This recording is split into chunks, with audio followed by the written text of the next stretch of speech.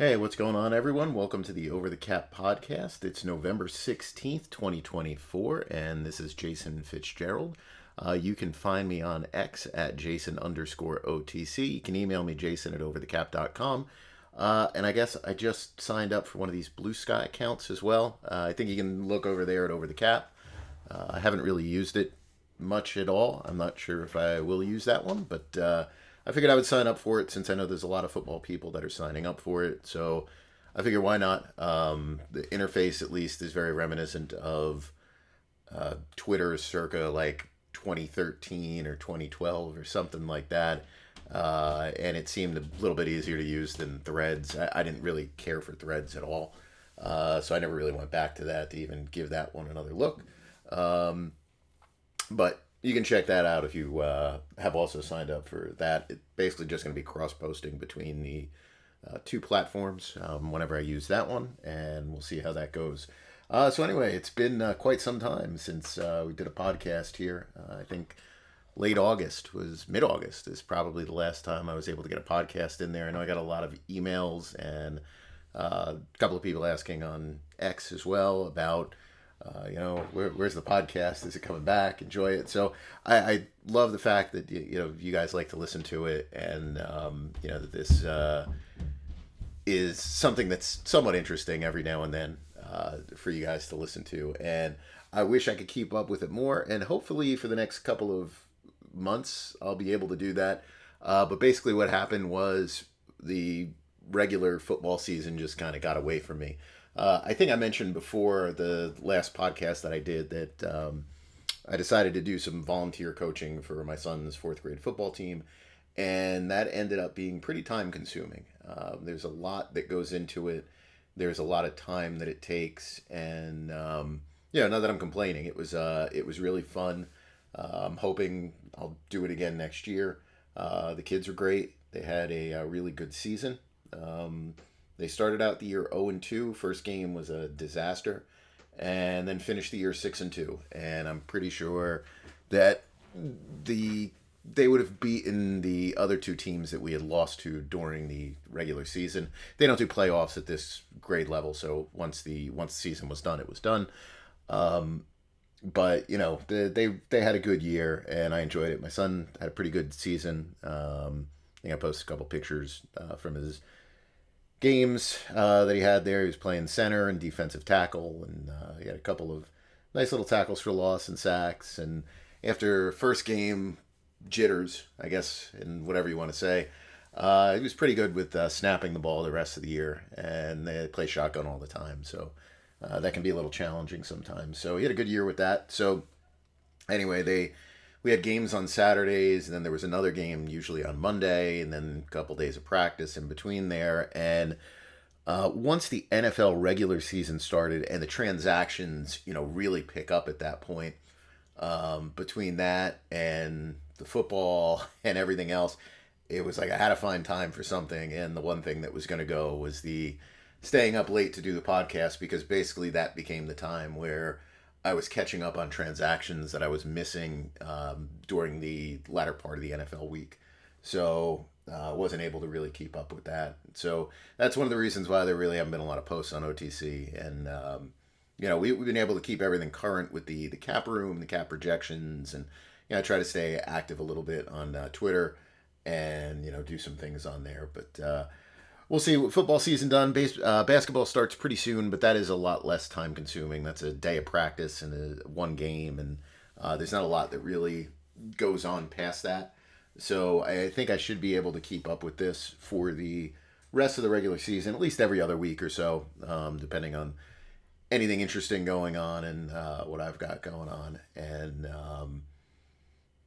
but that's the reason for the podcast kind of being on hiatus for the last couple of months.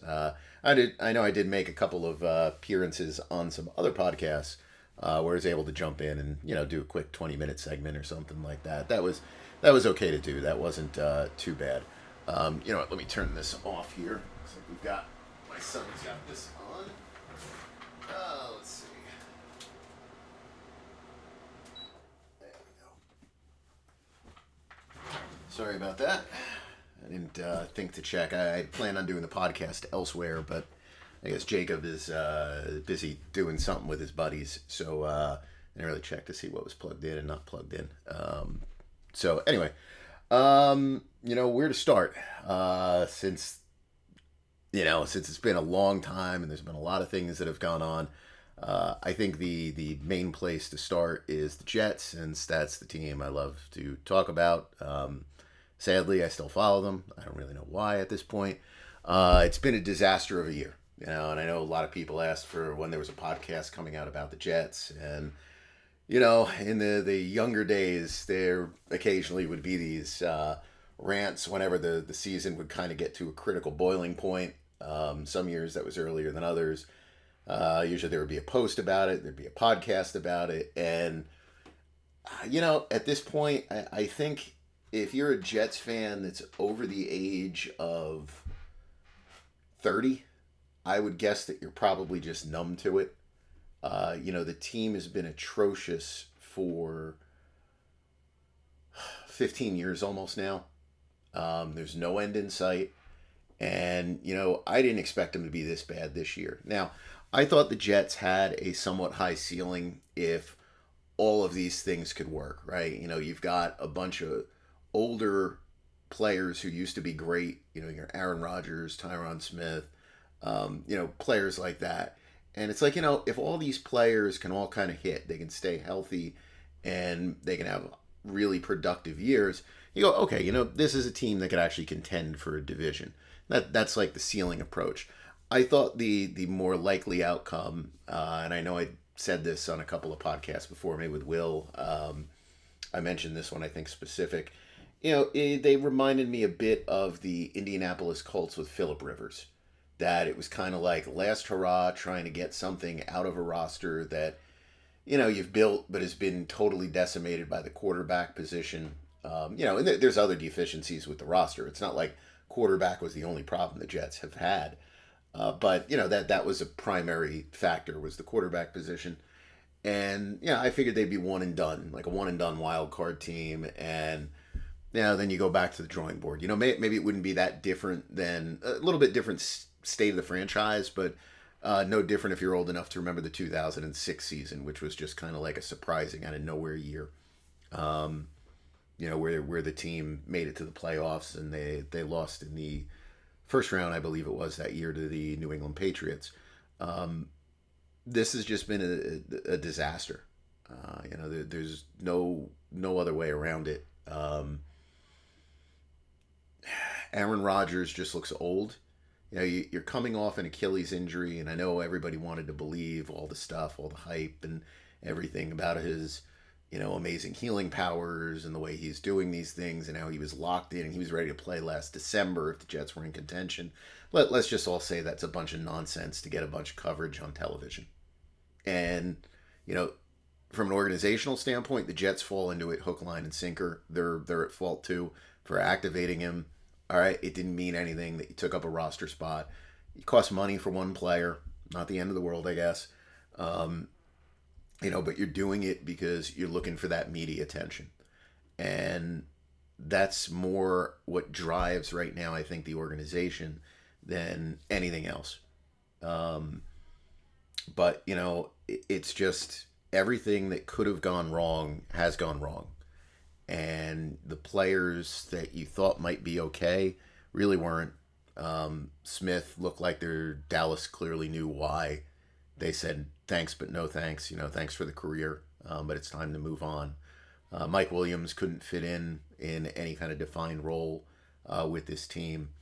Garrett Wilson's been up and down. Lately, he's been a little bit more up than down. Sauce Gardner hasn't had a great year. DJ Reed has had a poor year. CJ Mosley, last year is the year they should have been doing this thing to where you guarantee the 2-year salary. They waited a year too long. Now you got a broken down guy, and now you're stuck with him another year. The trade of John Franklin Myers proved to be a mistake. Bringing in Hassan Reddick proved to be a mistake. Breece Hall has, he's had his moments, but the line doesn't do anything. So, You can't really do much in the running game other than hope for a big play here and there. He's probably more effective in the passing game at this point. There's just not much there with the exception of Will McDonald, who's basically taken Huff's position and, really run with it.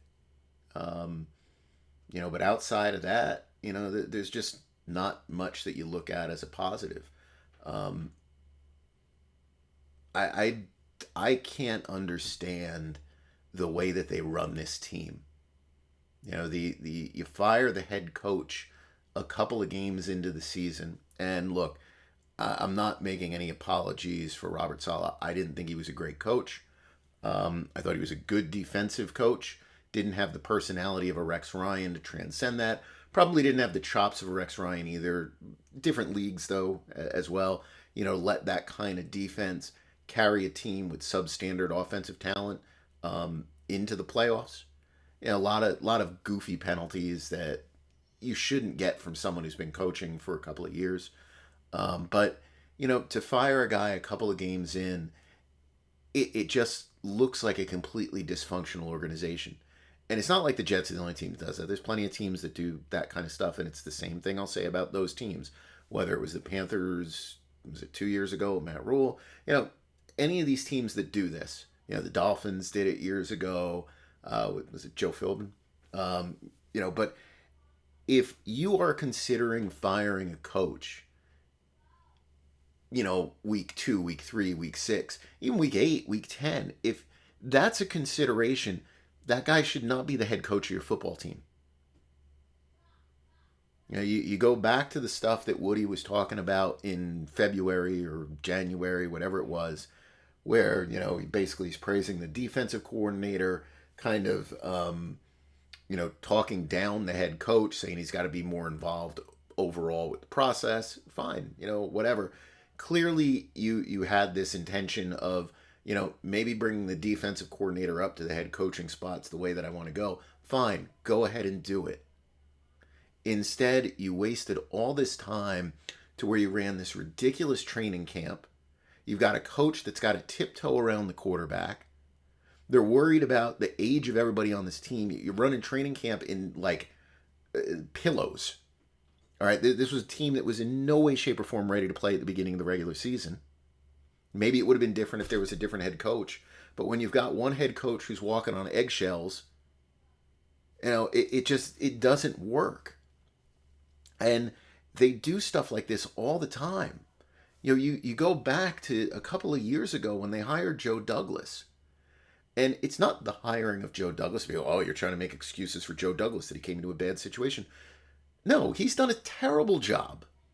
I think at this point, given the tenure that he's got, you can arguably say he's the worst general manager in the modern history of the Jets. Considering that, was Idzik worse? Idzik was probably worse, but he only had 2 years. This guy's had plenty of time. They haven't contended. They haven't done anything. They stink. All right? It's not an excuse for him that he came into a bad situation. But every other general manager that comes into a league comes into a bad situation that was it was created usually a couple of years before. But usually the peak year of it is the year before they come in. So the first year that you come in, you kind of, get out from the crap that was left for you. You start to get rid of some of those parts. And, by the next year, you can kind of start to make things over. And then 2 years, you're really ready to go. The Jets let the prior general manager run free agency, a free agency where they spent a lot of money. Bring in a coach. All right, now I get it that's a Woody decision, or I don't remember. Was it Chris Johnson at the time? I don't even remember. Who cares? It's all the same. And then you let him run the draft. And then you go, I don't like the way that he walks around the building. Doesn't interact enough with people. I think he just sits around and drinks too much coffee or whatever nonsense was being spewed about McCagnon. And then you're like, oh, well, what if we lose Douglas to another team? Let's just give him whatever he wants. Bring him in. Comes into a bad situation that he makes worse. All right, the Jets didn't get any better. And you come into this year and you've basically neutered the general manager as well. And look, was the Aaron Rodgers decision his? Maybe, probably. I don't know. But I would say Devontae Adams was not his. And there's nothing wrong with these moves. There's nothing wrong with doing them. I think most teams would have opted to give it a shot. Like, you've got to give it a shot. You got to give it a try. But you don't feel like they're coming from him. Certainly the coaching decision is not. That's not maybe his role. But, it goes back, and it goes back further, the problems. It goes back to the firing of Tannenbaum. And, people like, well, why do you say Tannenbaum was a good general manager? He left the Jets in terrible shape. Okay, they made some bad decisions at the end. The Sanchez thing didn't work out. They extended him. They got into the whole Tebow thing, which was just stupid. Team got old. It got away from them, some of the players that were on the roster. All right. But it was a panic firing because you had to hold somebody accountable. And you bring somebody in, but you don't get rid of the head coach. And this is where there's a whole disconnect. Tannenbaum was like a football chameleon, and it's what made him a very good executive. I think he knew his strengths and he knew his weaknesses. At least the best he could. He knew where he had to lean on other people, where he could be the decision maker. All those kind of things. He understood. He understood how you managed the expectations with the media, how you managed access from the media based on what your head coach wanted. And I think he understood how to manage Woody. He understood how to manage the owner. And those are all important things, because when he worked with Mangini, if you go back to, my much, much, much younger days, and your much younger days too, if you were, really paying attention during that period, people used to call them like Tangini at the time, because it was like they were connected at the hip.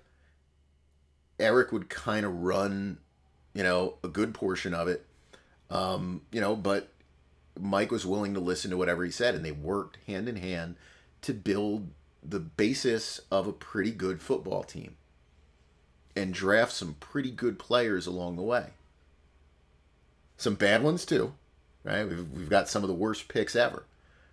With Rex Ryan, it was the same thing. It was like, okay, I'm changing my approach. I'm working with Rex. This is going to be more open. And remember, I would remember at the time when you had WFAN was the huge station in New York. I guess it is still big. I don't really listen anymore. But, they used to feud with that station.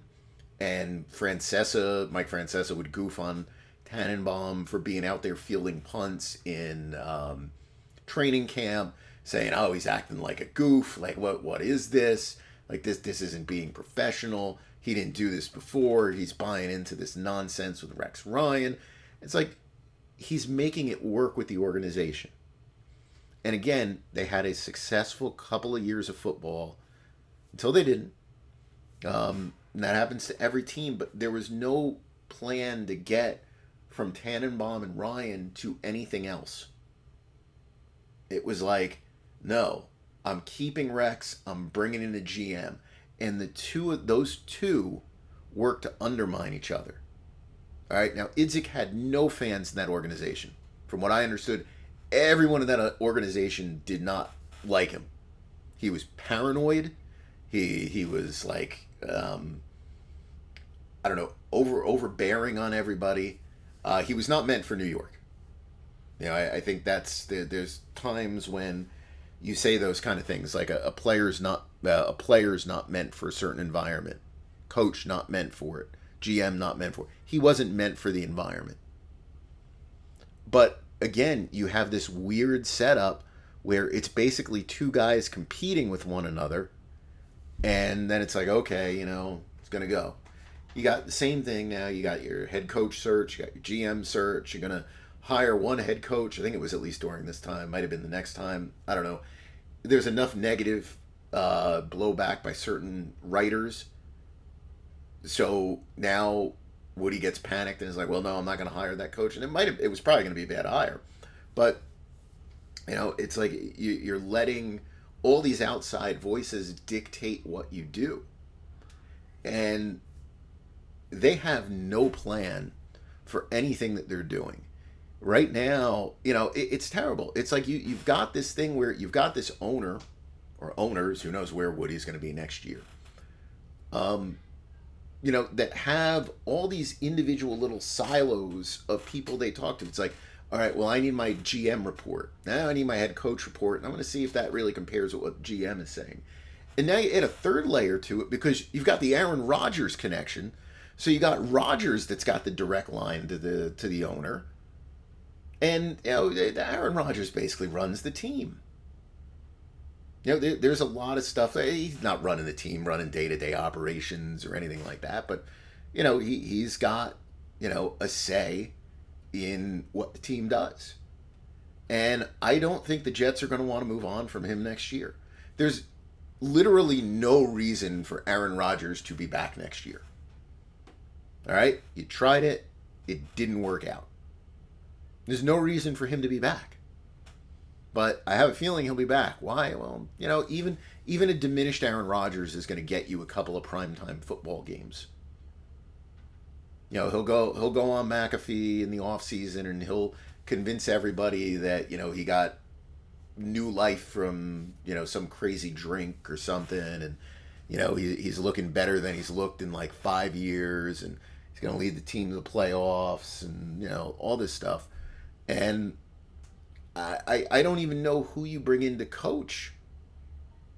Talk about bringing in the old Packers coach, the current Cowboys coach. Come on. That's not the way that you play football. That's not the way that things work in the NFL now. They just don't. But until the owner brings in a legitimate head of football operations, it's just never going to change. But that's what you need. You need a legitimate culture builder. I don't know who that is. I have no idea who that is.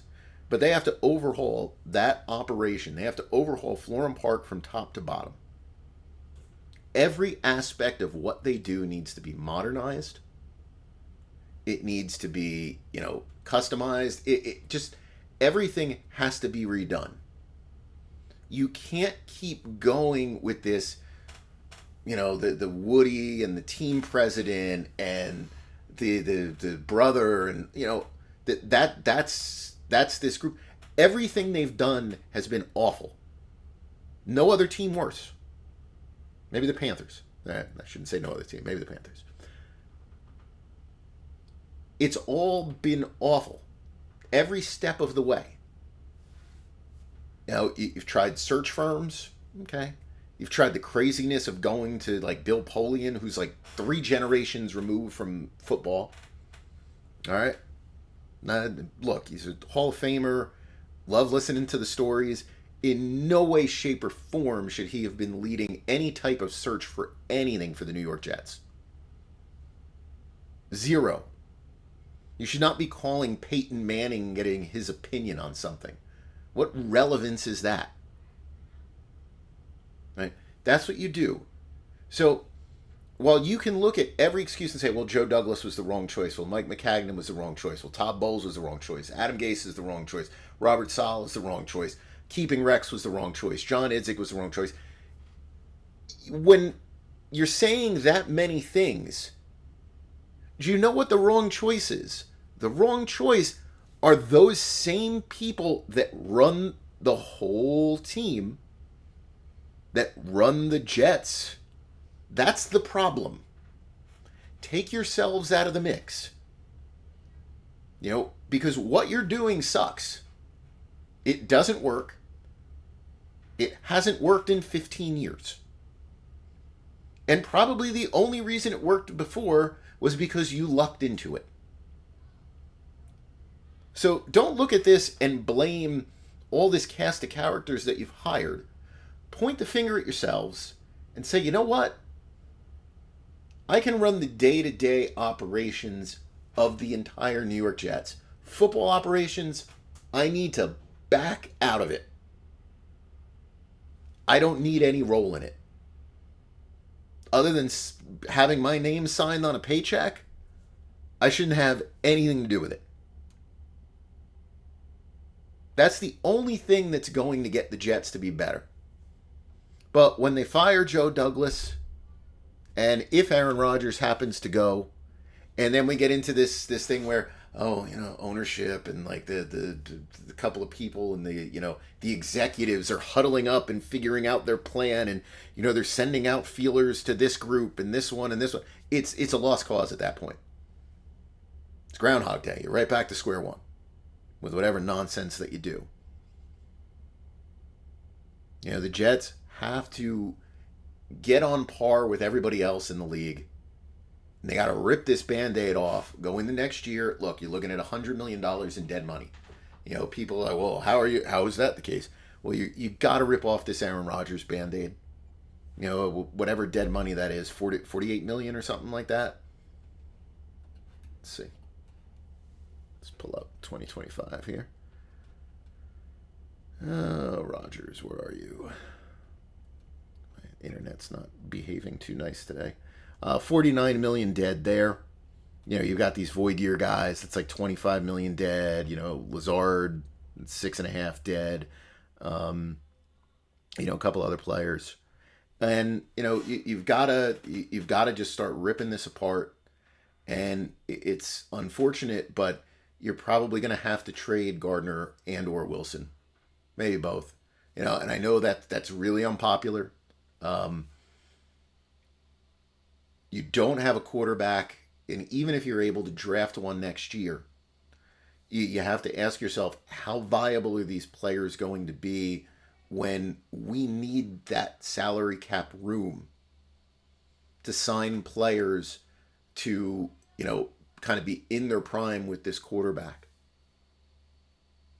How do we get those extra draft picks so we have players in their prime with this new quarterback? Now, if they think they can absolutely draft a quarterback next year, you could probably think a little bit on the Wilson one. But, when you look at the career arcs of these two positions, the peak years for a wide receiver are probably 2 through 5. There are outliers, right? That we do have plenty of players who do extend beyond that. The majority of them don't. And the cornerback stuff is pretty well noted, right? That it's very up and down position. Those breakdowns probably begin a little bit earlier. Sometimes they're not very graceful. And unless you're going to be able to build like a really good secondary, over-investing in one player might not be that good. But, if you can get 2 first-round picks for each of these players, you can really build something. And I'm not saying that you have to do it, but you take the emotions out of it and you look at the big picture with the way it works in the NFL these days. What is your best path to being relevant? And your best path to being relevant is having young, highly drafted players that are kind of on their rookie contracts and all kind of start to come into their own at the same time. And that's going to be a difficult decision and discussion for the Jets next year. And if you go into this with a lame duck and you've got these players that want to hold out because they want new contracts, it's a mess. That would be an absolute mess if that was the case as to how that went. So anyway, that's just some thoughts on the Jets and how awful this year has been, and that the organization has been. And it goes beyond pointing, like I said, it goes beyond pointing fingers at a coach and a general manager. This is way higher up their problems. Other teams with problems around the league. So we got Dallas. Yeah, right. How about them Cowboys? Really struggling this year. Dallas next year has about, this is with draft picks included right now, about $9 million in cap room. Once you bring the roster to 51 and you include their draft picks in there, 24 million, whatever. Some people say, and they're right, well, you just restructure Dak, you just restructure CeeDee Lamb, and you're good to go. You really want to restructure those guys? This is another team where ownership is a problem. Jerry's been the GM of that team for ages, and I think Jerry, the GM, neutralizes some of the strengths that they have in that building when it comes to analytics, when it comes to contract management, salary cap management. Again, you say there's talented people in the building, but the guy that's in charge, he's from generations ago. And the way they handled those two contracts, the Prescott and the CeeDee Lamb ones, just made no sense. It's like you dig your heels in and you're fighting on these contracts. You're fighting, and at the end of the day, you just roll over and play dead. Like, if you're going to roll over and play dead, there's no point in doing this song and dance that just costs you, time, money, cap room, guarantees that you're giving out. There's just no point. And, Dallas was a team that I think very similar to a team like the Tennessee Titans a couple of years ago. You get to a crossroads point where, look, even though you have a good record, everybody knows you're not the best team in the league. You're not even close to it. You hit a high point, but, certain pieces are getting older. The odds of doing that again are pretty limited, but you don't want to tear it up because you don't have any other options. But you're at a contractual point with most of these players to where, and the head coach too, I believe, to where you legitimately could just do a last hurrah, run it back, see what happens. And, if the results are that much better than, the prior year, which, I don't know, what was Dallas last year? 12 years in a 12 wins and a first round loss? Whatever it was. It doesn't matter. If you improve on that, then, okay, then you have that discussion as to what you're going to do. Look, you gave the quarterback $60 million. Is the market going to change between now and next year to where you're going to be paying him more than 60, even if he was to win a Super Bowl? Probably not. Was the market going to change anymore so you're going to have to pay your wide receiver, even if he was a Super Bowl MVP, more than Justin Jefferson? Probably not. So, you do these things and you are all set up to play things out and then keep your fingers crossed, hope for the best, even though you're going to deal with this dead money fallout from Dak, and you haven't done a very good job. And I know they tried Trey Lance. You haven't done a good job of insulating yourself from Dak Prescott. The decision to double down on the roster as is when it wasn't good enough in the first place, it doesn't really make a lot of sense. I said it before, if you could not win with Dak Prescott at $40 million, especially at a time when his $40 million was only really a top contract for probably a season, right? It was like, I think within a year of him signing, the market probably jumped pretty close to 50. So he was no longer like the really near that tippy top point. He's still very high, but, wasn't there to 60.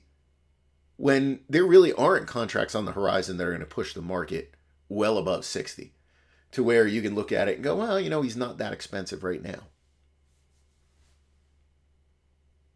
He's 31, I think, or will be 31, but he's got a lot of wear and tear in his body. It's no different than where Romo was, when Romo was like 34, 35 and signed that last extension that blew up on the Dallas Cowboys.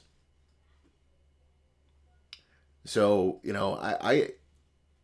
to me, they had a problem on their hands with the Prescott deal, and they made it worse. They're another team that has to start to utilize free agency a little bit. But I think they just have to be, way stronger with what they do. There needs to be way more thought put into it versus the way that these things have worked out. And every agent in the league knows it because they've caved way too many times, and they've caved and given out top market contracts everywhere along the way. And it's a very big hindrance for them. And, moving forward, I don't really see how they're going to get better. They're going to get worse. They're not going to get better. And they have to decide what to do with Parsons next. But they are, they're a mess. And they created that, I think, with those decisions. And, it's a small thing, but I think where Dallas missed the boat, and this is, and maybe I'm mistaken, but I think this is Dallas. They don't like to spend in free agency. I don't think Dallas really ever went after. I know they did Trey Lance, all right, and so I give them credit for that one. I don't think Dallas really went in there and said, in the last year or two, like, all right, we don't have a young quarterback on the roster that could maybe take the spot from Dak if we wanted to move on. But what if we signed one of these younger journeyman type players, to be his backup and see if they fit in our offense and what our offensive coordinator, head coach, what they think about them, in practice running the show, or if Dak would get hurt, and you had to bring in those players. And, those types of players the last couple of years have been like, the Darnold, Mayfield, maybe Trubisky, those types of players. I mean, maybe you throw a Jameis Winston in that category a little bit. I think he's a couple years behind those others. But just a couple of players like that. And I'm not saying they would have worked out. Probably the odds are against it. But bringing in a player like that where it might cost you a little bit more to make them your backup quarterback, and you're saying, well, that's too much to spend on the position, but it gives you a look at alternatives, and it gives you a look at legitimate alternatives that might be available on the market, who are younger versus bringing in an Andy Dalton, which is fine. You're bringing in an Andy Dalton because he's dirt cheap, he's a veteran, and that while there's really no upside, exactly what the downside is to a player like that. Whereas, with a Darnold type player, there might be a really, really low floor. Because you don't know. Now, obviously, he's done pretty well with Minnesota this year, but you don't know what he's going to be at that point in time. There could be a really low floor, and you probably would have had to spend 2 to 3 times the amount that Dalton was going to cost. Dalton probably cost you like $2 million, maybe $3 million. Darnold was probably going to go as an unproven young guy. I could look up the contract history, but probably like 5 to 8 higher level incentives kind of stuff. So I think those are little things that could be done when you don't have another young quarterback.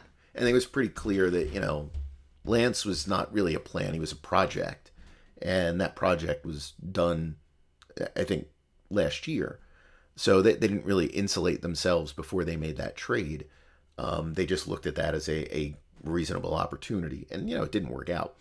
But I don't think that one was that bad of a decision. But I think that's something that you can learn when you do have one of these quarterbacks that is very expensive, aging, probably not worth the cost, and you haven't been in a position, to draft a younger player.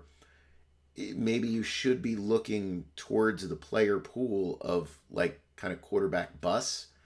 And even though they're going to cost more money to bring in, you bring them in as a young veteran backup where there's a downside if they do have to play, but there might be an upside there too, especially if you can coach them up and everything else. And it might give you a lot more options with what you can do turning over your roster, because I wouldn't want to be in a $60 million a year contract with Dak Prescott, and they're stuck with him now for a while. So they have a big hole to kind of climb out of there. Saints, obviously, they are what they are. I wrote about the Saints the other day because I was getting so many questions about them. I did a little podcast with Sam on them too. The Saints, it's the same thing. It's just like you get to this point where all you can do is restructure, right? That's all you can do is, restructure to be compliant with the salary cap. And that's the problem for the Saints. Like they do a ridiculous extension for Alvin Kamara. I have no idea why. But when you look at the way the cap numbers work, I'm sure the logic was he's going to cost us the same amount of money on the cap, whether he's here or he's gone. So let's just have him here rather than just have him as wasted space. And we'll just push that dead money until later. But you end up with this roster, it's just uncuttable. Now, they did get rid of Marshawn Lattimore, and part of me says, like, okay, they finally realized that it's time to turn the page. But his was the contract where they I think they had already fallen out with him before because they had modified his contract back in, I don't remember if it was last December or January, or if it was in the off season. If it was in like February. Basically, what they did is they converted almost all his base salary to an option bonus. This way, it would act like a restructure, so it would help them with their salary cap. But the option bonus wouldn't actually have to be exercised or the option wouldn't be exercised until, some like September, like basically the first week of the regular season kind of thing, like before the first game. So it gave them all summer to try to trade him to another team and pass that salary along to the team rather than having them pay it. It's a good way. This is what the Eagles do all the time, but it's a very good way to keep your options open for a trade while also getting the benefit of the contract restructure in there. And I remember at the time, people were asking me, well, what are you going to get for Lattimore? And I was like, I don't know, mid-round pick, second-round pick, third-round pick. Oh, you're crazy. They're not going to trade him for that. That would be insane. And at the end of the day, that's what you ended up trading him for, and you ate the salary. So, I don't know if that really means that they've decided that it's time to rebuild or not. But I guess we'll find out. But this is another team where you've got the GM that's just different generation.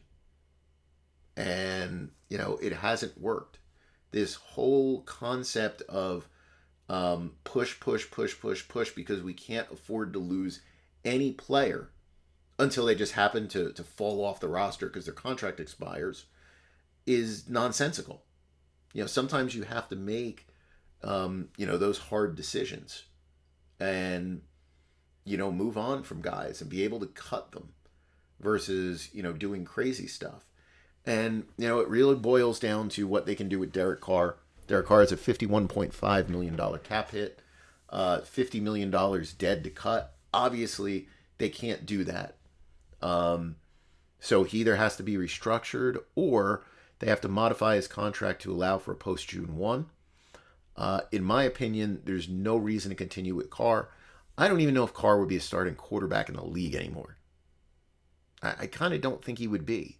Like I kind of feel like the way Tannehill just kind of vanished, like Carr would probably vanish too.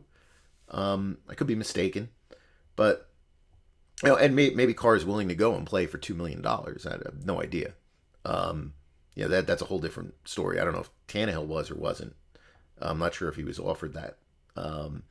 But if you do that, you can take that $30 million off his salary cap number, and really you could take that roster bonus that's there and prorate it. They just have to make sure they do that this December. So his cap number next year would end up looking something like 14.5 versus 51.5. And to me, that's like the easiest way to become cap compliant. Ryan Ramczyk obviously is going to retire, so that'll be a June 1 retirement. So he's only going to count for 11. They'll take his $18 million base salary that's here. They'll bring that down to he's probably injury protection eligible, so probably like $2 million. So he'll have like a $13 million cap charge instead of a $29 million cap charge. They're probably going to hope Cam Jordan retires. They can do the same with him that way. But they're in now this phase where they probably, it's not like rip off the Band-Aid. This is, this is the very slow, when you're a kid and you got the Band-Aid on And it's like, it's going to hurt if you just rip it off. So this is a real slow peel of that Band-Aid. They're massaging it with some soap and water and everything else, hoping that it doesn't hurt when you're pulling that thing off. And it's probably going to take the team 2 years to climb out of this hole, because they're going to have to do contract restructures along with some of these cuts next year. And then the following year in 2026, they have a number of players that just naturally begin to fall off. Jordan's contract expires. Taysom Hill finally expires. Davis expires. Matthew expires. Jamal he'll be cut. But you can see a bunch of these players. Chase Young's expires, I think, the year before. But you have a lot of these players whose contracts void out. So, they're at the point with the dead money where they'll probably say, okay, that it's time to just move on, and do that. So you're going to have 2 years of pain. And I think at this point, what you have to hope for if you're a Saints fan is in those 2 years that you finish bad enough to where you can draft a quarterback. So at least it gives you something to look forward to, in a rebuild. Other teams that are kind of in disaster phase right now, Raiders. Raiders roster isn't a problem, so it's an open book. Like there's nothing good about their roster. But at least I think in their case, they didn't really spend a lot this year. They already got something decent back for Devontae Adams. So they've set themselves up for next year where, again, they're going to have a new coach and everything else. They'll be able to redo that whole organization pretty quickly. Bengals, they're kind of trending down. Titans, hasn't worked. Lions having a great year. Jaguars, that's another one where I think if you're Jacksonville and you've had a little bit more success than the Jets, not a ton.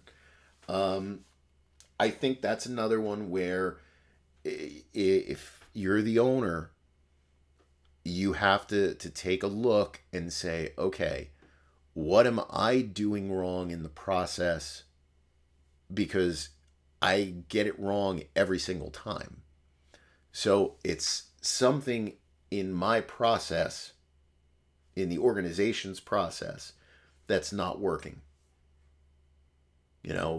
Whether that's him along with Tony, whatever the power structure is there, however they do it, something's not working. And, you have to come and you have to take a look at that. And right now, this is the worst of situations because Lawrence has not played good. And it was kind of what I talked about when he signed that big extension. All like the promise in the world fades away once you sign a contract for $55 million a year. All of the, excuses that go on, they vanish. You're expected to go out there and be above average. You don't have to be great, but you're expected to be above average every week. And he hasn't been. Now he's hurt. Very similar to Herbert and with the Chargers. Same thing I said. Once he signed that deal at, what was he at, $52 million a year or so, it doesn't become any more of like, man, the GM's not getting him the players, or he needs the guys around him to step up or whatever. It falls on the shoulders of the quarterback once he gets paid that much money. And if you don't perform, the criticism is going to be really strong on you. Let's see what we've got here. We've got the Broncos have been way better than I thought. Colts. The Colts. So look, they don't spend. So I don't really know what to make of it. I shouldn't say they don't spend, but they don't have big budget there at all. They're limited. I think their GM faces more limitations than other GMs around the league. Not the most limitations, but he faces more than many. It's probably time for them to split. I think Ballard, a lot of times GMs don't get a second opportunity. I think he should get a second opportunity somewhere. I think he's been good enough with what he's been given. He's had some mistakes along the way, specifically with the quarterback stuff. But, he's been able to build within those kind of constraints a decent team. But I think at this point, that you just see what's going on there where you bench the quarterback, and clearly there's problems there with him. Whether that's just being completely immature. I don't know if that maturity will get there. This was before he took himself out because he was tired. I've never even heard of a guy doing that. The part where somebody asked him a question about being injury prone, and his response was, "I'd like to see the guy on the couch take a hit like that and not, have to miss a game or miss a couple plays or something." It's like, dude, you that can't be what you're doing. Like, you've got to have, there's got to be some kind of media coaching that you've had that tells you, don't say that. So there's something there. But to go from Joe Flacco's our quarterback to 2 days later, no, Anthony Richardson's now our quarterback. Like, that doesn't sound like a GM. That doesn't sound like a coach. That sounds like an owner. That sounds like the meddlesome owner is like, why is this guy, not playing?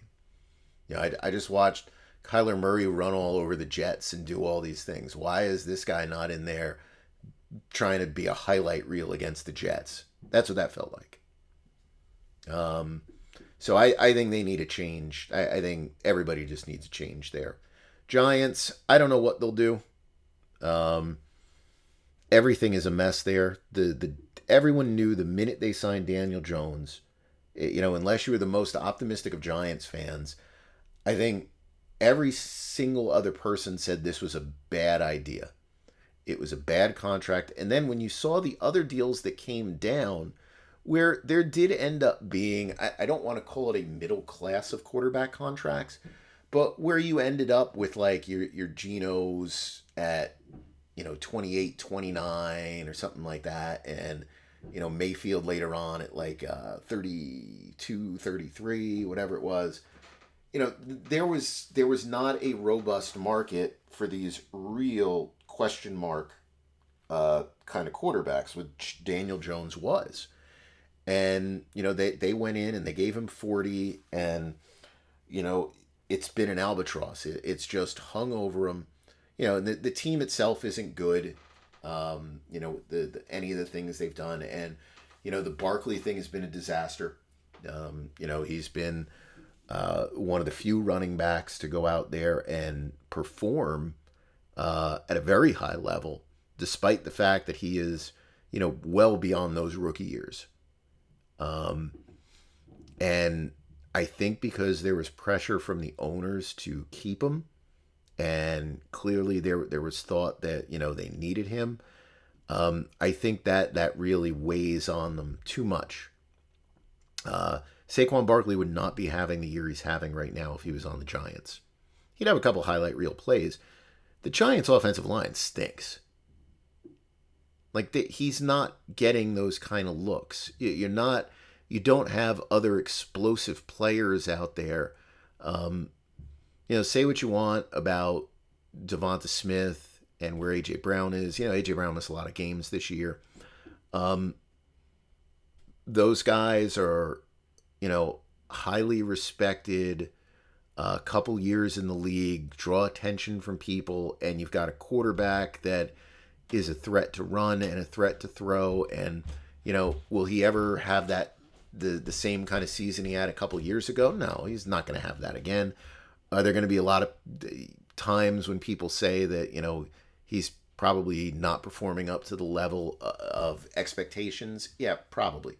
But these guys are legitimate, like, dangerous weapons. You can't compare that with, like, a rookie. And he's been terrific, neighbors. He's been great. But you can't compare that with, like, Slayton, Robinson, and Daniel Jones, along with whatever mess they have on the line. Like, you can't do that. So, I think that, and I think within that building, the thought is Barkley would have produced like well over 1,000 yards of offense for the Giants, and they'd be in contention. And instead, they're not. And I think they'd be in the same exact spot, except maybe they'd score an extra touchdown here and there. Maybe, you know. But, you know, and I know you're going, one score games, you know, that would be the difference. Those games probably wouldn't have been one score games. Like, those teams probably would have ended up scoring more points. So anyway, Panthers, I don't know. Panthers make one good move, then they make two bad moves. I don't understand the Panthers at all. I thought they would contend for the playoffs this year. Boy, that was a good one. You know, pat myself on the back for that thought, right? You know, they're just a mess too. Dolphins, you know, they're you know, I think they hit their peak as to what they can do, and you know, I don't think people realized how many players they lost this year. And, you know, a lot of that was hidden with Tua being hurt. And, you know, obviously that makes a big difference because, you know, Tua is not a great quarterback, but he gives them, you know, a pulse at quarterback. You know, he can throw the ball down the field. You know, these other guys, you know, they can't do that. And then finally got the Browns. You know, they're at a loss. That coach looks like he's dead man walking. You have their tackle making a business decision to not play. He's a free agent next year. You know, which is it is just, that's just wild. You've got Deshaun Watson, who basically made the decision not to play football a couple of years ago when he went to Cleveland. You know, it was like, well, we're going to give you $230 million no matter what you do. All right, that sounds great. You know, because even before this Achilles injury, he was awful. And, you know, that they're in a bad spot right now. They can't move on from him because I don't think anyone would take him. He's toxic. You can't cut him because the salary cap charge is too high. So I think at this point, you just have to let him ride it out, and you got to find your way into a quarterback. You know, this offseason, no matter where you finish, you have to do something to bring in a quarterback, a young quarterback that can just take those snaps from Watson. You know, I don't think you want to be at the point where Watson is, you know, playing another snap of football for you. Let's see, anything else before I get on to questions here? Yeah, let me put a post on Twitter, just last call for questions.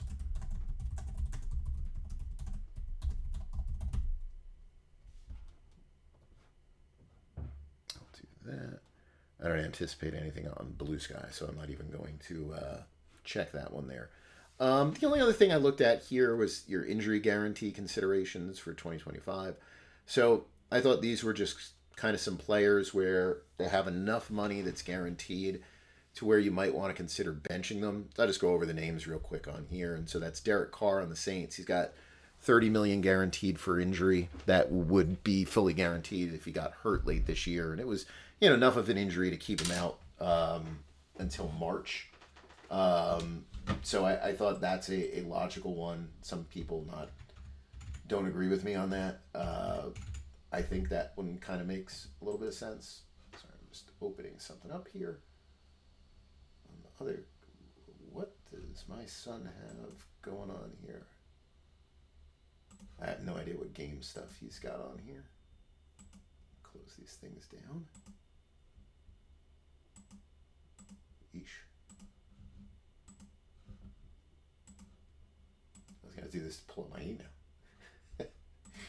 Maybe that'll work. Anyway, Daniel Jones. I mean, this one's been, you know, beaten to death, I think.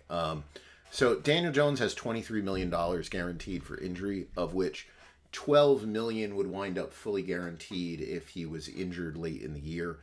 The other $11 million, as long as he was cleared before the regular season begins, they would be out of that. But the point is, you would lose all of free agency at that point.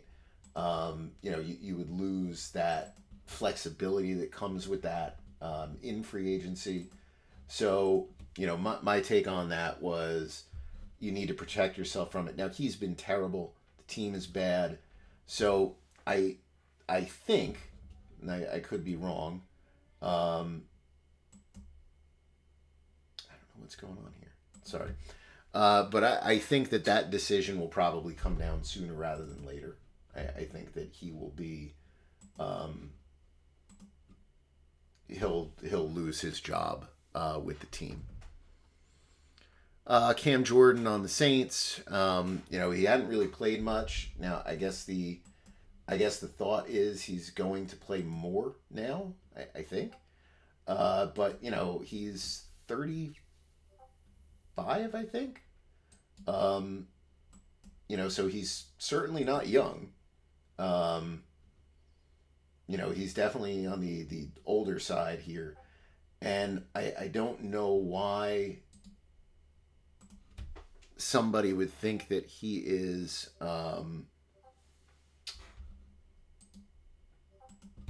that he should be playing a role in the future for that team. He has 11 million that's guaranteed for injury. So my opinion is that they should consider at some point sitting him. I don't know what their schedule looks like at the end of the year. Obviously, you want him active for your final home games. Assuming you fall. If you stay in contention, that's a little different. But I would anticipate that last week's win was that bump from you bringing that new coach, and that's that.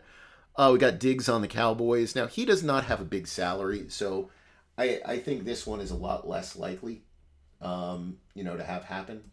But I could see a scenario where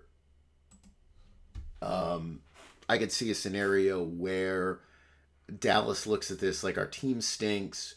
We set up his contract so we could release him after 2 years. He's very hit or miss. It's not like he's out there getting 10 interceptions a year. I could see where almost out of spite they end up releasing him. So if that's the case, you might want to consider sitting him towards the end of the year, since the season seems like it's a lost year.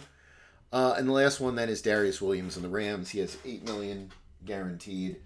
I think that if the Rams fall out of it, right now I would say they're kind of like a fringe team.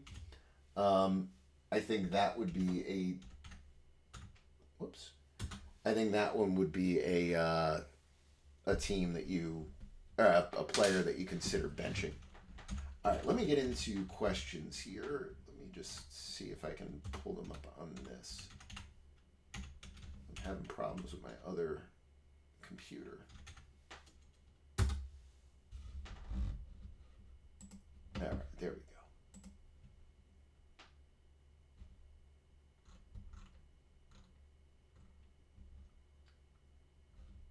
All right, give me 1 second here.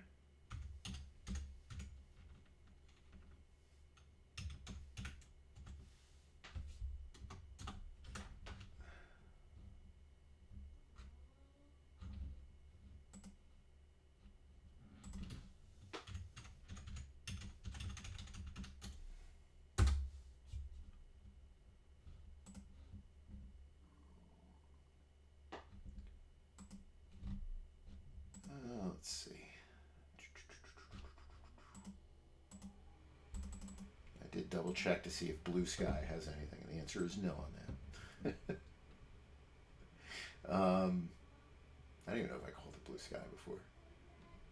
All right, let's look emails here. All right, Max has a question here in the email. Which team do you think is in a worse cap and roster situation going forward, the Saints or the Browns? That's a really good one. I would say that the Saints, because the Saints don't really have a lot of roster flexibility. The Browns do have some flexibility with some of those players, and they could, if they wanted to, trade someone like maybe a Myles Garrett and get something pretty big in return. So while neither of them is in a great spot, I think I would choose the Browns as being in a better position, because I don't think their decision making, with the exception of Watson, is completely dictated by the salary cap. I think a lot of the Saints' decision making right now is dictated by the salary cap more than anything else. Fred has a question. Where do the Cowboys go from here? So I talked about the Cowboys a little bit before, Fred. It's hard for me to even say. If you look at where they go, um, it, I don't see how they get better.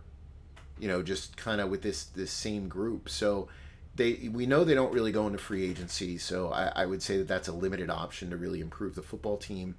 Um, you can talk about bringing in some of these real hot, like kind of young offensive coordinators. The question is, what are you going to get out of an older Dak Prescott whose body is probably not what it used to be? Are you going to be able to, you know, teach him some new things? I'm not so sure about that. I don't know if there's a second career resurgence to where somehow he plays at such a high level, that you put him back in the discussion of like those top 10 quarterbacks in the league.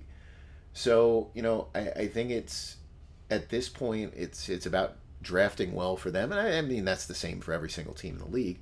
Um, but I think they probably have to look at someone like a Parsons now and consider that what you would get in a trade, which I think would be a lot, and how you can utilize those assets to try to, rebuild this whole team. And, you can try and string it along, to um, try to compete for the playoffs, and they can probably be a wild card team here and there. But if I was Dallas, I would be looking to see how I optimize my assets to be in a position to draft a quarterback next year, the year thereafter, wherever it might be. I don't want to look at this anymore and say, well, we've got Dak for the next, call it 3 years, and that's who we've got, and that's who we have to work with. I want to look at this like, okay, we've got Dak's contract for the next 3 years, but if I can get a better player, I can mitigate that contract by having a nice young player who's ready to kind of take that role, and maybe take the team up a little bit. Jason has a question. Vikings had a charge added for Jeff Gladney, who they cut 3 years ago, wondering what it's from. So, Gladney, I believe, had a salary guarantee that was in there. Basically, there was a grievance that was filed, um, if I remember right. I'm just trying to see that there was a grievance that was filed. It would have been filed, by his family, obviously. Um, Let me see if I have any record of that at all. Let me look this up. But it would have been from a grievance, because I know there was an outstanding. Um, I know there was an outstanding grievance that was there. So sometimes when a player's estate, whatever, files a grievance against a team, sometimes these grievances are settled very quickly. Sometimes they take a very long time. I guess they go through the whole arbitration process. There's no um, lots of stuff that comes into play, a lot of things that are talked about. Um, so he had a $500,000 guarantee, and I guess the thought was, um, when he was released. Now, it wouldn't have been the 500,000. I think it was the guarantee from. I'm just trying to see. It was a claimed contract. I'm just trying to go back in time to when this was. I'll try to look it up. I'll try to find out and see. But if I remember right, there was a grievance that was filed at the time when he was cut. I think the Vikings. The $500,000 guarantee was the Cardinals. The Vikings one. So now I'm going to go back here. Just trying to refresh my memory. I think in the case of the Vikings one, I think he voided the guarantees.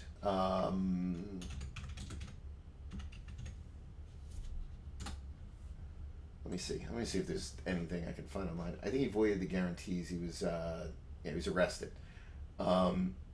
So he was cut, and he was indicted. I don't recall if he was suspended by the league. May have been, may not have been. In any event, the Vikings,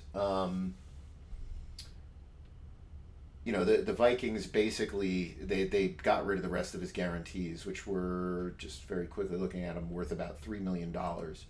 From the Cardinals, he ended up with a $2,300,000 so payout.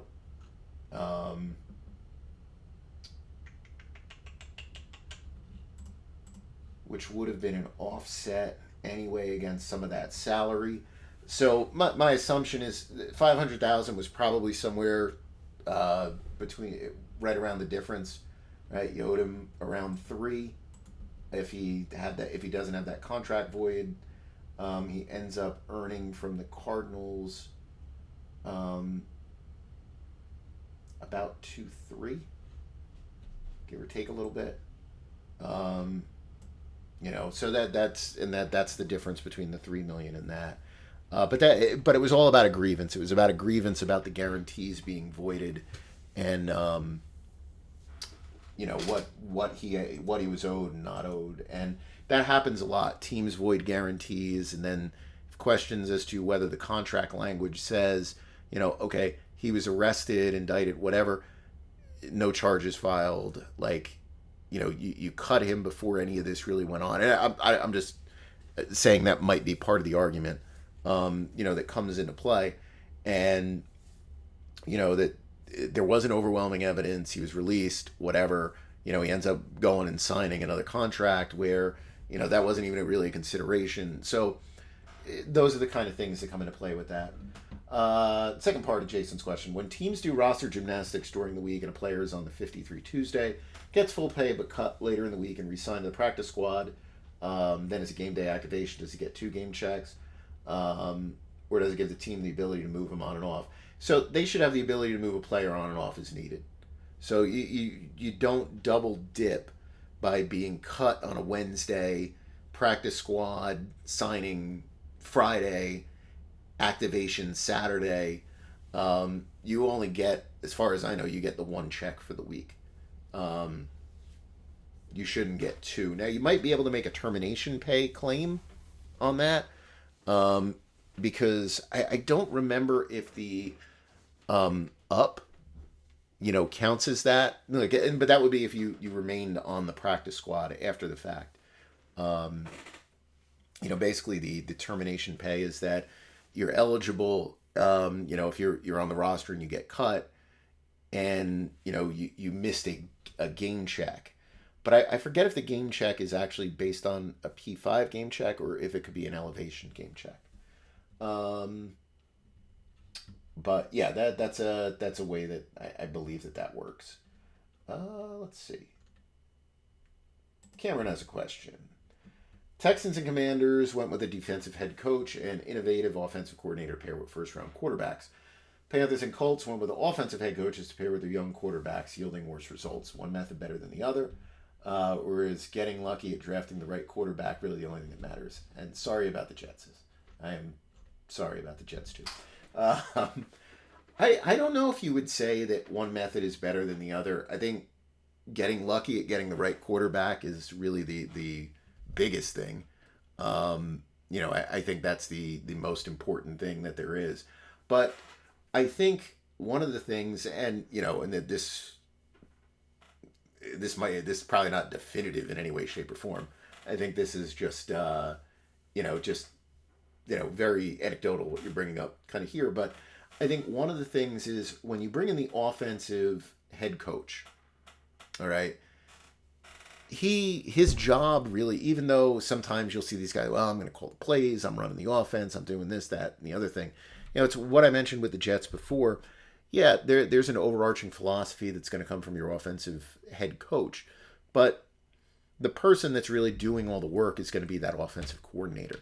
If maybe you truly have that gift as the offensive coordinator, and some do, right? We've seen plenty of coaches who have been really good offensive coordinators be pretty bad head coaches, and then they go back and they're really good offensive coordinators. Sometimes it's probably because they're still trying to somewhat be an offensive coordinator while they're being a head coach, and you don't really have time to do the two. So if your strength is really in that quarterback development, if your strength is in designing the offense around the skills of your quarterback, you probably get a better feel for that being the offensive coordinator than you do being an offensive minded head coach. So in some ways, you might be shortchanging the offense by having that setup versus the setup where you have the defensive minded head coach who, I think defense a lot of times is, even when the defensive head coach is running the team, I think defense is a lot more sometimes system based than offense. And obviously there's a lot of offenses that are very system based. But you do, I think offensively, you try to tailor a lot of things more to certain specific pieces. Defense, not really. There's certain things you're going to do that are there. But I think that can be kind of like, even if you're kind of trying to run the defense, that umbrella that goes over the defense, I think it's a big umbrella that goes over it. Whereas on the offense, I think it's a little harder to do that. So I think that would actually be a pretty interesting thing to study. There really haven't been a lot of defensive-minded guys hired in the last couple of years, so I don't know if there's enough of a sample size. But I do think that there could be some logic, at least, to saying, well, maybe there is a benefit to the offensive guy really focusing on building that offense, whereas the defensive coordinator doesn't have to give that same level of detail and attention, to the defense, unless you're coaching the Jets where they can't tackle. Then you give them a clinic like, you would to the fourth grade team. All right, let's see what we've got on X here. All right. Lord Rustin, if the Jets go into rebuild mode, what will they do with Quinn Williams? Could they trade him? He's guaranteed $5 million for 26 if he's rostered fifth day. He's a big part of the losing culture. 6 straight losing seasons, 24 a year, never says a word about it. So I don't think he's had a great year. He's had some moments where he's kind of come out defensive. I don't expect him to fall off a cliff. I think he'll still be a productive player. I think he actually exceeded my expectations last year. I didn't think he would be as good as he was. He didn't have like those real overt plays that he had 2 years before, which earned him the contract. But I thought he was kind of like a better all-around player. This year was clearly a step back, for him. I do believe that he will be a player that is discussed as being traded, but I wouldn't say for certain that would be a yes or a no. All right, but I would view his status with the Jets, especially if you're going into rebuild mode, probably pretty similar to, Washington. Was it last year? It was Sweat and was it Young that they traded? With those two guys. Now they were younger, but those two guys. Allen will probably be gone next year from there. But I think that might be something that you do consider. So I don't think it's off the table that the Jets would move him. But it depend. It might depend on who they bring in, what kind of defense they're running, how disruptive they think he can be again. In a certain style of defense. So that's kind of what I would say there. RB Burbs, can the Chiefs make Trey Smith the highest paid guard in the NFL with McDuffie on the horizon? Kansas City's always interesting because they don't spend a lot, but you do see them do these deals. I think when you look at the Chiefs right now, I think they have enough guys that will probably fall off. to where you can probably do those things. You look at, I'm just looking at Kansas City. They pull up some of their 25.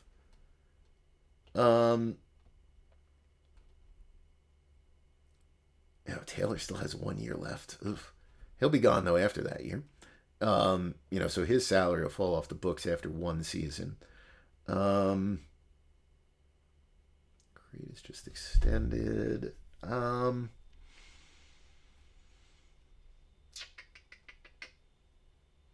Yeah, I don't know. That's a good question. It's gonna depend on.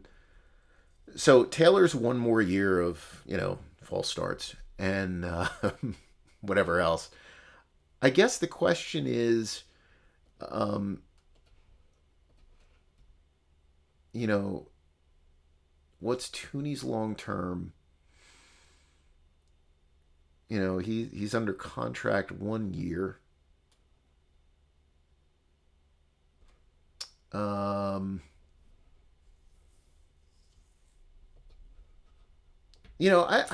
so they could move off that. I don't know. I'm just looking here. He's gonna get paid a lot in free agency, unless some of these teams pull back because the signing of the guards has not been like a big deal.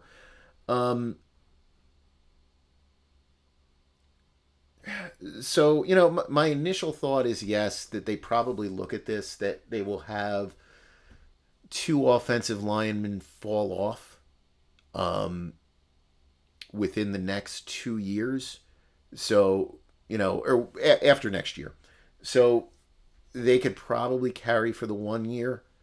And then as those two fall off, you have two new kind of taking on. So I think they can. I think they could probably do it if they want to, and they've obviously shown a commitment to investing in that offensive line. I think they would much rather spend on the offensive line than overpay at receiver. Captain Buccaneer, why would anyone be a Jets fan right now? That's a great question. I really don't know. You're thinking about this. I was thinking about this the other day. One of these days I should post it. The last time, the Jets had a winning record, or not a winning record, but a playoff team. My daughter was basically slumped over. Well, maybe not slumped over, but sitting on my lap wearing a little Mark Sanchez onesie, probably. And next season she'll be a junior in high school. So she's never seen, she was born in 2009. She's never been old enough to watch the Jets be a winning team, which basically means if you're like under the age of 20, like what would you have seen from this team that would make you want to watch? And, football's very different than when I grew up. When I grew up in the New York area, really you only watch two teams. You watch the Giants at 1 o'clock and the Jets at 4 o'clock, or the Jets at 1 o'clock and the Giants at 4 o'clock, depending on who was on the West Coast. They didn't overlap the games. They were always separate. And there wasn't 8 million nights of football. There was Monday Night Football. You'd watch a team on Monday night. Then otherwise, you really only saw these other teams in the playoffs, or you saw highlights. Nowadays, you can just watch all these other teams play whenever you want. So I can't see why anyone would become a Jets fan. And, the team's been so bad and they're so unlikable, I think they've chased people off. Can the Jets clean house next year? And if so, will they have any cap room to sign free agents? So, no, they would eat up a lot of their cap room if they just completely cleaned house and took all the money next year. But I would do it that way. I would do it that way, to where I'm piecing a roster together for a year. I'm getting all the dead weight off. And I'm going to put myself in a position to where the next year, where I can pair with a young quarterback who I'm either drafting in 25 or 26. I can pair with him, a bunch of free agents, so there's a competitive roster around him. Whether that's making sure that I have some decent, offensive linemen to be out there and maybe one solid wide receiver, and that I've got enough like somewhat talented guys on defense. Like I'm gonna use that money around those first 3 years that I have that quarterback under contract. That's the way that I would try to plan that out. Tom, my son is 17. I made him a Jets fan. Will he ever see them make the playoffs? I'm gonna guess they have to, right? Like there's at some point the league is just gonna add enough wild card teams to where even the Jets will make it. At some point they have to make it. Just dumb luck. Brian, welcome back. Want to go to the Jets game on Sunday? No, thank you. But no, we have stuff going on tomorrow. I'll be watching though. Sadly, I'll be watching. John, can Connor Williams still be a free agent after this year? The Seahawks keep his rights. So he retired yesterday, I believe, right? I don't know if they made that official or not. I didn't look at the wire. No, he would not be a free agent. Seattle should still hold his rights, I believe. I'm pretty sure that contract holds now. The only oddball part I would say about that is he has been on the team long enough this year, right? He was signed. Has he been there since the beginning of the year? I have to look at it. So the only thing that I just wouldn't be sure about with that is because he did play. If he has played like in 10 games, typically you need like 6 games for an accrued season, and if it was the other way around, let's say you said you were retired or whatever, holding out, and then you came back at the end of the year and you played in like 6, 7, 8 games, your contract would not toll. But this is kind of the opposite of it. I believe it would toll. I think the Seahawks would own his rights. Jason, if the Jets try to clear everything from the Aaron Rodgers era, Lazard, Devontae, Mosley, etc., would they be able to dump all the dead money in 25, or will there be left over in 26? So it's going to depend on the way the Jets want to do it, but I think they can take it all in 2025, deal with the fallout from it, and just take all your lumps at once and call it a day. That other Tom, do you agree that the Jets will always remain a terrible team as long as Woody Johnson owns it? Jets are the Washington Generals of the NFL. So, yeah, I mean, I think so. I think unless Woody is willing to change something, it's going to be hard for them to get it right. Because if they get it right, they're just getting it right because they really, really, really got lucky. What do the Steelers do at quarterback next year? What do you think Fields or Wilson gets on the open market? So Wilson's played much, much, much better than I thought. I don't think he would get a ton of interest on the open market. Fields would get very limited interest on the open market. I think Wilson would be looking at mid-20s to upper 30s on like a short-term deal, like a year. I think, assuming they make the playoffs and he continues to play, decent. I think Fields is down in that, that category of where you're coming in for like a couple of $1 million to be a backup that maybe can compete for a starting position. I don't envision anybody looking at Fields and saying that they're going to bring him in as a starter and commit any kind of significant money to him. I'm not even sure if he would get, that kind of $5 million that I'm thinking. Might be less than that. Andy, does Carr have to agree to the type of restructure you're proposing so they can cut him as of June 1st? It's hard to see why you would do that, and I don't think they can cut him otherwise. Yeah, he would have to agree to it. That would be a complete contract modification. You'd be taking $10 million as a signing bonus in December or early January, before the regular season ends. And you would be taking his paragraph 5 salary for 2025, converting it down to the minimum, which is like around 1.3 million or so next year. And, you'd be backing that up by taking his 2026 salary, putting in a fake salary or a fake bonus or something of like $200 million and saying, if he was on the roster third day of the league year, then that money would be guaranteed. You're just ensuring that June 1 release. Mark, how realistic is separate cap space for quarterback, and what would it be set at? So the league will never do that. You have to, um, that has to be part of your overall structure, and I think that's a fair way to do it. Even though it does create this big discrepancy between teams that have the rookie quarterback and the teams that don't. Um, so I'm not even sure how you would set that, what you would pull that off from. I think, yeah, I'm not sure. I don't really know how you would functionally do something like that to just pull a quarterback out from it and have a bucket somewhere set for that. So I don't think that'll happen. Colin, regarding non-premium positions, what would be more important for a first-time free agent in order to be the highest value contract? Be a free agent in a year where the cap increases disproportionately, be a free agent just after high signings at your position. The market drives value, the cap does not. So it's the latter. So you want to be a free agent, um, ideally, probably in a year where there's not a lot of availability, even in a non-premium position, but you want it to be in a year where the numbers just go up. So like guards last year, for example, right? Like they hit gold in free agency. Um, you would rather be vying. You'd rather be there in a year as a guard, coming off a year where a bunch of guys are getting like $18 million a year, versus just coming in there when all guards are at like $11 million, but the cap has gone up 15%, and it's like, oh well, that magically is going to drive prices. No, the way the majority of teams operate is they operate within the markets that exist. And teams, in my opinion, are often very reluctant to break those markets apart and to be the team that they is kind of responsible for moving that market forward.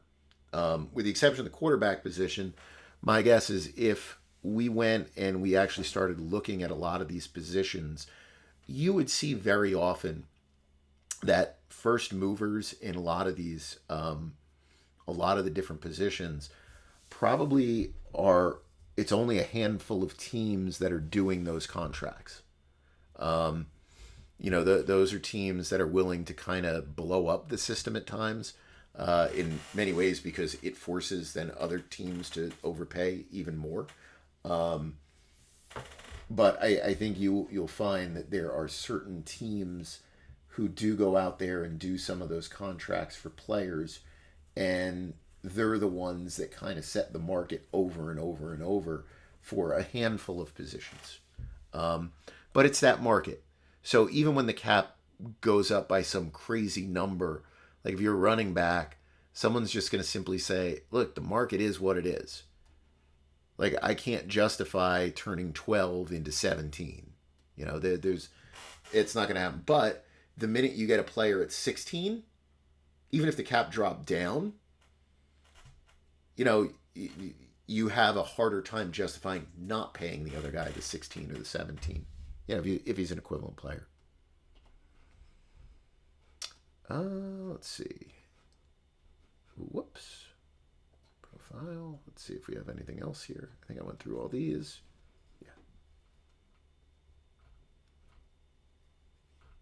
And let's get the last set of questions. All right, last set of questions here. Evans, with the rising cap, do you think 8 to 12 million for a veteran running back like Barkley and Henry is a sweet spot where there's still value adding a back in free agency? So I think when you're talking in some of those ranges, I mean, you can take a swing at a player. Um, I think it depends as to what you have on offense. Like signing a player like, the not a free agent, but, the Panthers extended their running back. And it's like you've got no viable offense. Like I don't really know why you're leaning into the running back. Like who cares? That it's like that's not going to make a difference for you. If you're talking about a good team and you've got some money to spend and you want to give it a shot and you think there's some utility in it, you can do it. Um, I if you're a team like this is the difference between the Giants and the Eagles. Barkley would have to be the savior for the Giants. I don't think Barkley would have been a savior for the Giants. Barkley just has to be a piece of the puzzle for the Eagles, and he can look spectacular being that piece. Um, The only thing is, I don't know how long you want to commit for on some of the deals. In Barkley's case, it's not that long of a commitment. It's probably a 2-year commitment. But you don't want to get stuck into the, McCaffrey Elliott style deals where, you were getting in there for, committing for 4 years or something like that. Because the drop for these players typically is not very graceful, and you've got to protect yourself from that. But I mean, you can take a stab at it for that kind of money. Mitesh, how bad are the Jets' books in terms of attempting to give both Wilson and Gardner second contracts? I mean, they can give them if that's what they want to do, because you can structure them in a way where it's not really going to impact the cap one way or the other. I just don't know if those two are going to be in the Jets' future plans. What organization do you think runs the cleanest operations from a cap perspective? Philadelphia is very good. It depends on, I guess, on what you define as being clean. Because some people probably look at the Eagles and say it's kind of messy. I'm trying to think of teams that haven't gotten into too many tricks lately. To where you look at these things and like the Chiefs are very straightforward, clean, easy to follow kind of stuff. Some hits, some misses in there, and obviously, their cap room sometimes doesn't look great, but they usually maintain a lot of flexibility. So, I would say the Chiefs run a pretty clean ship with what they do. I like what the Eagles do. San Francisco, I think, gets a little muddled at times, but they're a very good front office. They have really good people that do their contracts and stuff there. Those are kind of some of the teams that I think stand out, as kind of like long term. Some of the other stuff is more shorter term, so it's harder to kind of, get a feel for it. JP, thoughts on how the Vikings might use all their cap space in the offseason? I don't know. I think that's one that we're going to wait and see how this season finishes out for them. And then they're going to go from there to decide what they're doing, what they're building. Paulie, take us through Cleveland's options with Deshaun's contract in the offseason. They cut him with June 1. Can they get under the cap? Or is their only option to keep him and restructure? So their only option is to really keep him. They can probably get away with not restructuring him. They're only $12 million over for next year, give or take a little bit. That's going to jump to probably about 30 once they, sign players and have to worry about their stuff. But I mean, you can look, if you're following along here, they can restructure Denzel Ward to get some cap room, Conklin to get some cap room, Newsom to get some cap room. They don't really have a lot of players they can cut. There's a couple that they could do. So there are some places where they can restructure, to get some cap space, and trading Garrett would not help them. I was just looking to see if that was the case. But, in Watson's case, there really is no way out of it. So you cut him, it's 172. As a cut as a post-June 1, it's 119. So, I mean, neither of those are viable options for anybody. And I can't see how you would trade him. If you trade him, it's 80. That's feasible. Trade him post-June 1. It's only 27 dead at that point. But I can't see anybody trading for him. So, I mean, I think what I would do is I would ride his contract out. And if I need the cap room, I'll go in there and restructure him, but I'll restructure as needed. So, in other words, if I need $2 million in cap room, I'm only going to restructure enough of his contract so I can gain $3.5 million in cap room, right? And then, if later on I need another $1 million, well, I'll restructure to create another $1 million. I'm not just going to take his contract just for, just for the hell of it and just say, I'm just going to convert it all. Because who knows, any kind of things that might come up with him. So I'm just going to do it piece by piece, little by little, little by little. And at least that'll put me in a better position for when his contract does void out 2027, right? Because right now he's only got 27 million dead on the books in 2027. So I might look at that as like, okay, I could do it that way, or I can June 1 him the following year just to get him off the roster. It's going to cost me the same amount of money either way. So I'm just going to try to keep his cap number this year as high as possible. To just try to make getting out of that deal a little bit better at the end. Andrew, what are the common mistakes organizations make in regards to cap management? Overly pushing on the restructures. I think that's probably the biggest mistake that I think teams do. I think when you restructure players, you have to use the restructures, or if you're using the options, the options as well. You have to be somewhat calculated in what you do. All right. Now, if there's a season where you have to do it because you really feel like this is the last year of your window, like of a real window. I'm not talking about the window slamming shut year. I'm talking about when you're right in the middle of the window. All right. Like that window is wide open. This is your best chance. You've got to do something with it. Okay. You push the money in that year, and then the next year you need to be conservative no matter what. A lot of teams don't do that. They'll push. They still don't do it, but they don't want to admit that window is really closed a lot. And they'll do the same thing, and then that window shuts, and then they've really screwed up their books. But the other thing they do on an individual basis, where you're just doing these things with pushing money, you've got to be aware that there are certain positions in the league that make it to third contracts. There are certain positions in the league that don't. If I have a player who plays a position where you're not going to make it to a third contract, or the odds are strongly against that, like, I'm not going to push a bunch of money into void years when I'm probably not going to want to re-sign that player. And in many ways, I probably am going to want to cut that player. And that's just going to make it more difficult for me managing my cap when I cut that player and I've made his dead money some astronomical charge because I've pushed all this money in there, because in my thought process, it's like this 26-year-old player is going to continue playing like he's 25 and 26 when he's 28, 29, 30, 31. So, that's a big mistake that teams make. I think that the structures on the contracts right now, I think teams have completely lost focus on 3-year values in these deals. I think they've pushed the 3-year values way too high. Way, way, way too high. In many of the contracts. And, it's like 3 years. A lot of times you're not making it to 3 years, or the player's not effective in that third year.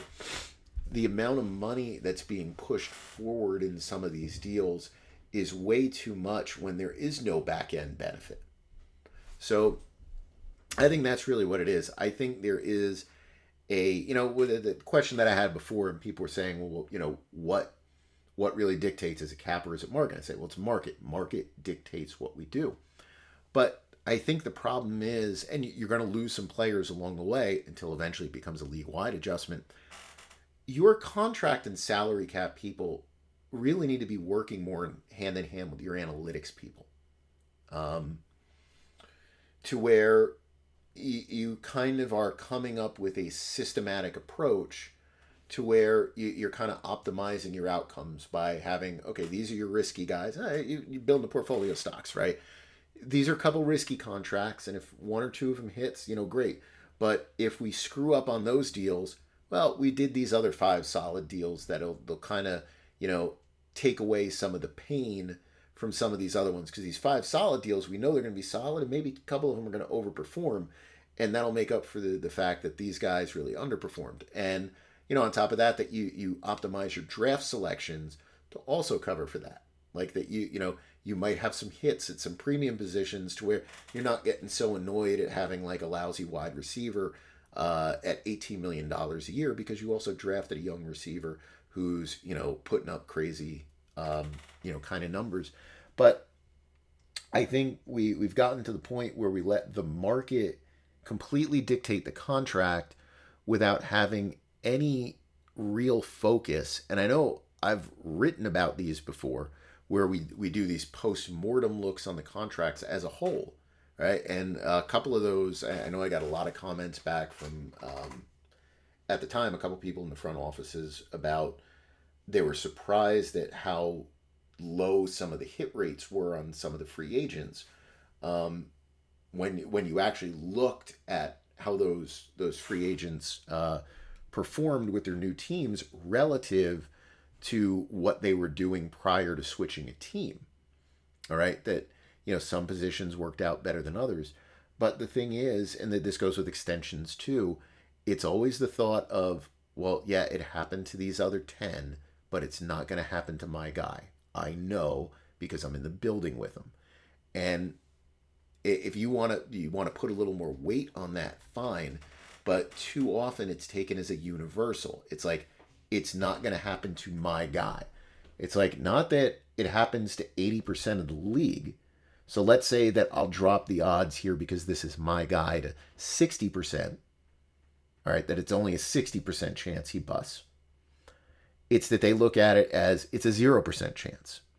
And so you get these contracts that, you go full blow with 3 years of guarantees and, huge money in those first 3 years, to where it used to be, if you made it to the third year, there was often a benefit for the team. And that does happen from time to time. The Diggs contract that I mentioned before, where he doesn't have a big salary this year, that would be an example of a player that if you got to the third year, now that I'm talking about third extension year, not third overall year, and I think in his case, second extension year, third overall of the contract, there's that benefit there. And then, you get a little something on the back end if you're the team. Now, it's like the contracts are structured where you have to get the fourth year to get a benefit if you're the team. And it's like, none of these players make it the fourth year. So why are we structuring contracts this way? Well, that's the market. Well, the market's broke. And you're not going to get any better just by following what every other crappy team is doing. When all these other teams don't have Patrick Mahomes, to cover for mistakes or whatever. So you can't duplicate their version of a Juwan Taylor when your team has, the Zach Wilsons of the world as your quarterback. You can't afford to have those same mistakes. So sometimes working within the market doesn't really make sense. And I think there's certain teams that are probably better teams that, would do well if they took a little bit of a different approach to it. And I think that would change things around the league, if that happened. I think it would probably eventually lead to probably a kind of a return somewhat of a middle class contract and a downward pull on some of the top deals, and you would get a little bit more of a little bit more of like a linear trend within the veteran markets at the positions. Like right now, you just get these big clusters, right? It's like defensive tackle. Once one signs for like 20, it's like, all right, next one is 21.5, next one's 22, next one's 23, next one's 24, next one's 25. Next one's 25, next one's 24, next one's 23, next one's 26, next one's 25, and you just get this giant cluster. Why? Well, that's the market. But then what happens is when you start to really create a little bit more of a, I think a analytical approach to it, you take a little bit more holistic approach to these things. I think you would have legitimate players that are like peak top line players at the top of a market, and you would get more, dramatic drops as you got to like players 3 and then player 5 and then player 7 versus just these giant clusters where everyone is the same because it's a market. Even though situations are different, roles might be somewhat different, a little bit different. Ages might be different. Injury, medical history of those individual players might be somewhat different. But it's not taken into account for the most part because it's a market. And I just think that's a big mistake overall. All right, I think this one just came in from Connor. Did the Jaguars trade a Cam Robinson make sense for them? 5th round pick that could turn into a 4th, but without the possibility of a 3rd comp. I don't think he was going to get a third comp for them. Um, I think Robinson was kind of looked at as damaged goods because if you were looking to trade him and he had that kind of free agent value, um, a team would have given a third or higher. Because if you thought you were getting a legitimate, $20 million a year player, you'd be willing to give a lot for that player in a trade. So to me, just the value that you get in return um, is very indicative that teams around the league did not feel like the Jaguars truly believed that a third round pick was a possibility for them. Now, some of that could be based on the Jaguars' own um, breakdown, right? You'd have to make sure you don't sign a player to offset that, and who knows with them. Um, but I think that you would look at this and you would say, okay, well, a 5 is a 4, and you can a year ahead of time. Is what I mean by that, because you'd be waiting an extra year to get that comp pick in. So I think it's perfectly fine. I think the basics of it is just that you're getting what you can for him, and I don't remember, did they end up picking up his salary? I don't even remember if they did or didn't. Let me see. I guess they picked up a chunk of it. They left some there that went to Minnesota. So I think that I just think they took the best thing that they could get for him. I think that was the basics behind that trade. I don't think he was playing at a level where he would get that kind of contract. And, so I think they looked at the 5th round pick and they said, you know what? That's fair that we just get that 5 next year. Maybe it's a 4. That's probably better than we would get in the comp process, and we don't have to worry about it. All right. I think that does it for me. So hopefully everyone enjoyed having the podcast back for this week. Hopefully I'll be able to sneak in a podcast next week as well. So if anyone has any topics they want me to discuss, feel free to email me or get in touch with me on X or the other thing, whatever, Blue Sky or whatever it is. And I'll see if I can, put something together on that. So everybody have a great week, and I'll talk to you all again sometime soon.